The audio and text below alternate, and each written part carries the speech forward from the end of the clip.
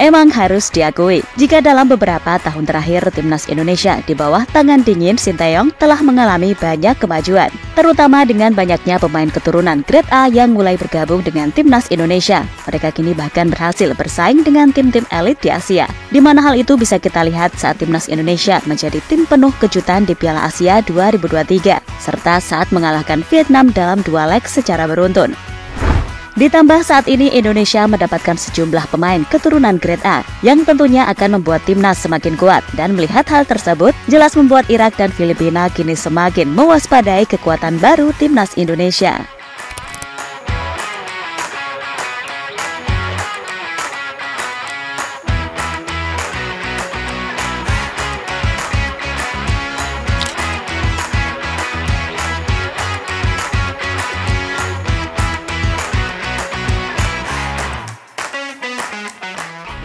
Timnas Indonesia benar-benar sudah menuju era baru, gak usah munafik atau sebagainya soal naturalisasi. Selain itu hal yang normal dalam sepak bola.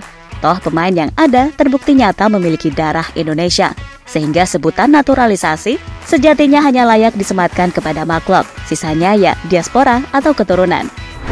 Terlebih secara kualitas, para pemain yang main di Eropa memang levelnya masih di atas dari pemain-pemain di Liga 1 Indonesia. Ya intinya, selama naturalisasi itu mengarah pada kemajuan timnas Indonesia, kenapa enggak? Dan kalau sudah ngomongin timnas level senior, yang dinilai adalah kualitas mereka.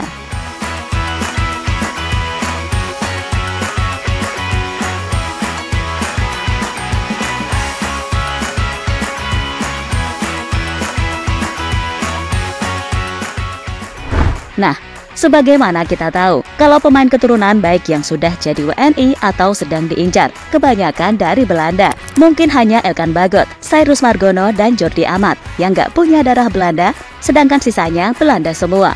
Termasuk para pemain Grade A yang sedang diincar seperti Ole Romani, Kevin Dix, Max Hilgers, J. Rory de Wolf, Jens Reben, hingga Kelvin Verdonk, semuanya Belanda.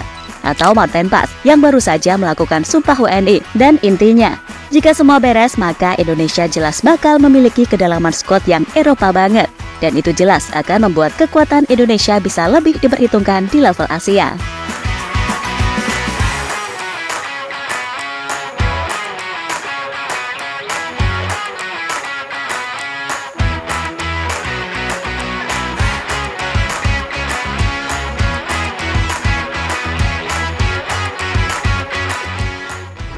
Melihat itu semua, pelatih Irak Jesus Casas meyakini kalau pertandingan di bulan Juni nanti pasti akan menghadirkan suasana yang berbeda, terutama bila semua pemain incaran Indonesia udah bisa main buat skuad Garuda. Kendati satu sisi, ia juga merasa ada kemajuan pesat yang ditunjukkan Indonesia sejak kalah 5-1 di Basra. Meskipun Jesus Casas juga tak menampik kalau Indonesia bisa full squad, maka timnya akan berhadapan dengan tim yang kental dengan aroma Belanda. Irak dan Indonesia mempunyai karakteristik yang serupa. Yang paling menonjol adalah mereka punya pemain di Eropa dan performa mereka terus meningkat. Ini akan menjadi pertandingan yang jauh lebih sulit karena kami akan melawan tim yang diisi banyak pemain Belanda, ucap pelatih asal Spanyol tersebut.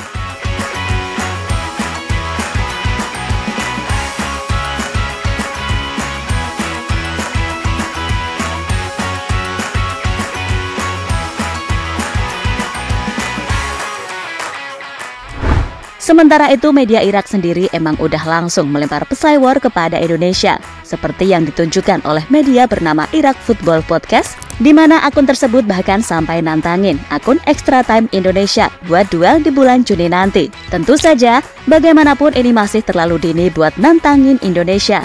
Namun ya mau bagaimana lagi, kayaknya emang seantusias itu. Apalagi setelah melihat bagaimana pemain baru timnas macam Bang Jai, Tom Hay, Nathan Joe, dan Ragnar Oratmangun pastilah membuat media Irak menaruh atensi lebih kepada Indonesia.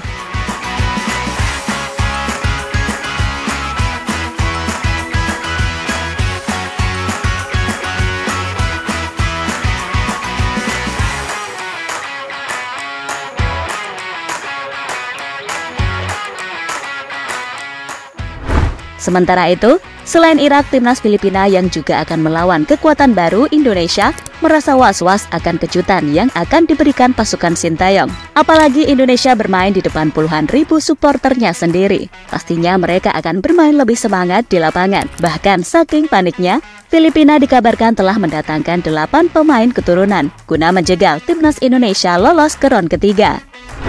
Ya, terlepas dari itu semua, sebaiknya buat timnas mania tetap kalem dan sabar aja, sembari menanti perkembangan para pemain keturunan, terutama yang grade A itu untuk segera dijadikan WNI. Lalu soal prediksi media Irak, sejatinya cukup diaminin aja dan diusahakan, karena ya peluang itu emang nyata adanya. Dan tentu, itu akan semakin terbuka bila Indonesia benar-benar bisa tampil full squad. Karena bila nantinya lolos ke ronde ketiga kualifikasi, maka lawan yang dihadapi pun pasti akan lebih kuat. Karena Indonesia bisa saja akan melawan tim-tim tangguh seperti Jepang, Korea Selatan, Iran, Arab Saudi, Australia, hingga Qatar.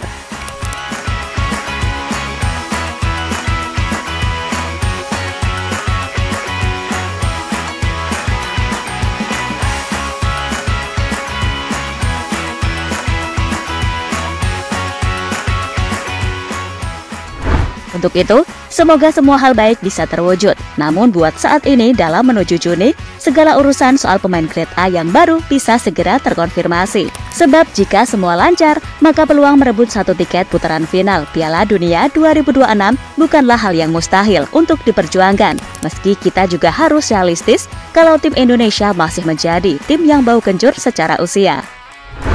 Jadi itulah, saat Irak dan Filipina waspadai kekuatan baru timnas Indonesia.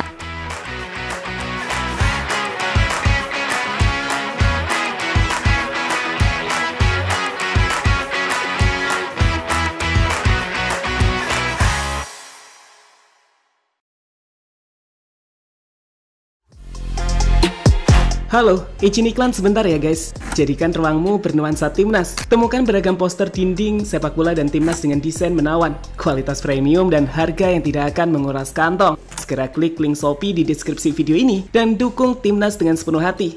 Mulai dari dinding rumahmu.